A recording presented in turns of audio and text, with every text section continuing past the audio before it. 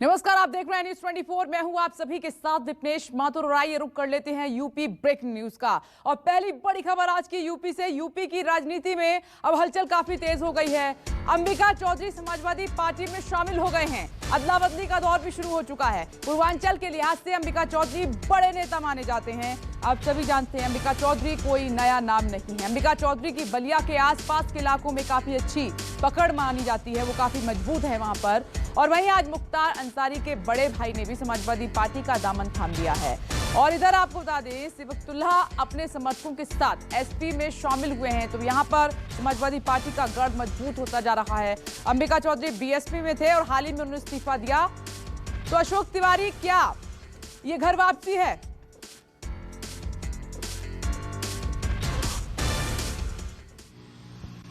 देखिए, निश्चित तौर पर अंबिका चौधरी के लिहाज से तो इसे घर वापसी ही कहा जाएगा, क्योंकि आपको याद होगा कि पिछले कई चुनावों में अंबिका चौधरी ने समाजवादी पार्टी का साथ न देकर बल्कि बीएसपी की सदस्यता ग्रहण की थी। लखनऊ में बाकायदा मायावती की उपस्थिति में उन्होंने बहुजन समाज पार्टी ज्वाइन की थी। लेकिन अभी कुछ दिन पहले जब पंचायत चुनाव हुए थे तो उसमें उनके बेटे को समाजवादी पार्टी ने अपना अधिकृत उम्मीदवार बनाया था और उसके बाद से यह माना जा रहा था कि अंबिका चौधरी जल्द ही समाजवादी पार्टी को ज्वाइन कर सकते हैं।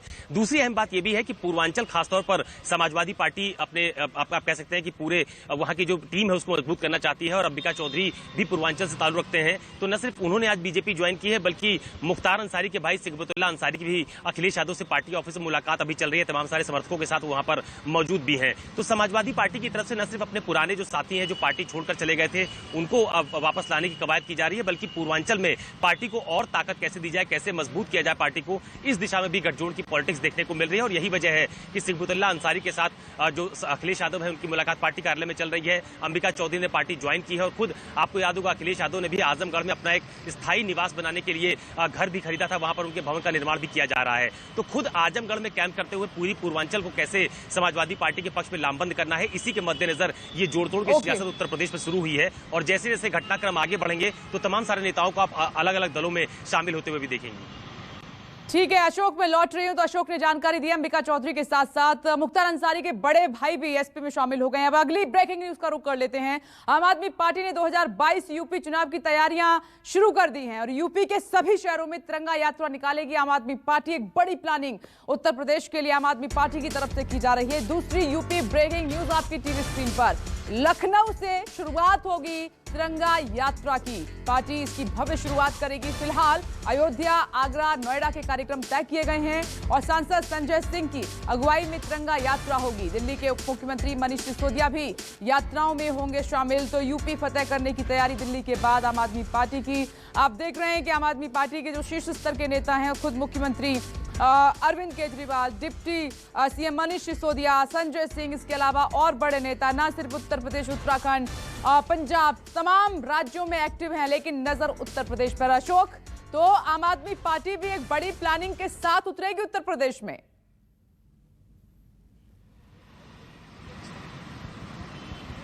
देखिए, निश्चित तौर पर आम आदमी पार्टी ने बहुत पहले ही यूपी के सभी जो विधानसभा चुनाव है वो लड़ने का ऐलान किया था। हालांकि कितनी सीटों पर वो चुनाव लड़ेगी ये अभी साफ नहीं है, क्योंकि गठबंधन में उनको जाना है, इस बात के संकेत कई बार उनकी तरफ से मिलते रहे हैं। आपको याद होगा कि लखनऊ में भी उन्होंने अखिलेश यादव से मुलाकात की थी। उस दौरान भी ये माना जा रहा था कि क्या आम आदमी पार्टी समाजवादी पार्टी के साथ कुछ सीटों के तालमेल के आधार पर विधानसभा चुनाव में जा सकती है या नहीं। जो ओम प्रकाश राजभर है, भागीदारी संकल्प मोर्चा, उसके नेता से उनकी मुलाकात हुई थी और ये भी उस समय कहा जा रहा था कि तमाम सारे छोटे छोटे दलों के साथ आम आदमी पार्टी उत्तर प्रदेश के विधानसभा चुनाव में अपनी किस्मत आजमा सकती है। क्योंकि यूपी में बहुत बड़े प्लेयर मौजूद हैं।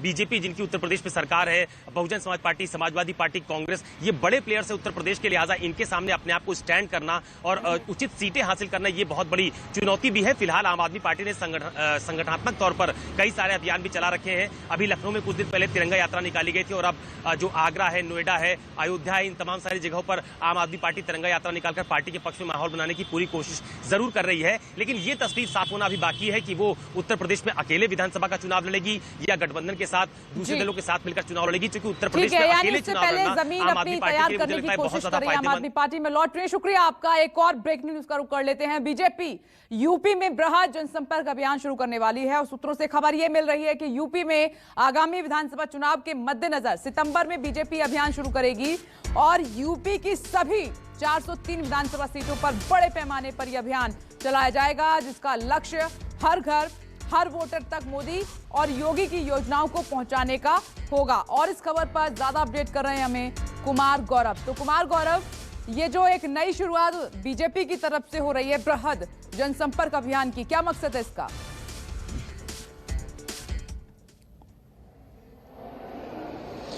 देखिए, जाहिर तौर पे अगले साल उत्तर प्रदेश में चुनाव है और काफी क्रूशियल चुनाव है। इसके लिए लगातार बीजेपी की तरफ से रणनीति बनाई जा रही है। 403 विधानसभा क्षेत्र हैं और जैसा कि आप जानते हैं कई सारे मुद्दे इधर पिछले कुछ दिनों में रहे हैं, जिससे कि कई बार ये लगा कि उत्तर प्रदेश में जो वर्तमान सरकार है उसके लिए आने वाला चुनाव मुश्किल हो सकता है। जिस तरह से विपक्ष की गोलबंदी हो रही है उस लिहाज से भी थोड़ी मुश्किल दिख रही थी। लिहाजा बीजेपी की स्ट्रेटजी लगातार अपनी स्ट्रेटजी लगातार बनाती जा रही है। अब जो नई स्ट्रेटजी है उसका जो टैगलाइन है वो है हर घर बीजेपी। 403 विधानसभा क्षेत्रों में बड़े स्तर पर कार्यक्रम और जनसंपर्क अभियान चलाया जाएगा, जिसमें योगी और मोदी सरकार की जो मुख्य योजनाएं हैं जो सफल रही हैं उनको हर घर हर वोटर तक पहुंचाया जाएगा। यानी एक एक वोटर बीजेपी का लक्ष्य है 403 विधानसभा क्षेत्रों में।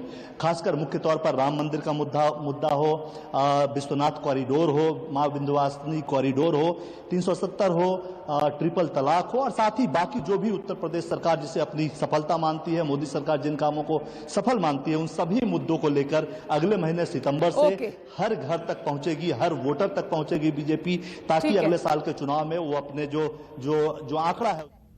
ओके कुमार गौरव, शुक्रिया आपका। यहाँ एक छोटा सा ब्रेक ले रहे हैं, फौरन लौटेंगे। देखते रहिए न्यूज़ 24।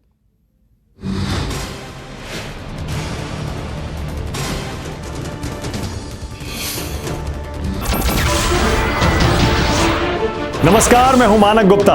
अगर आपको हमारा ये वीडियो पसंद आया हो तो इसे लाइक और शेयर जरूर करें और हां, हमें सब्सक्राइब और फॉलो करना ना भूलें ताकि आप देश और दुनिया की कोई खबर मिस ना करें।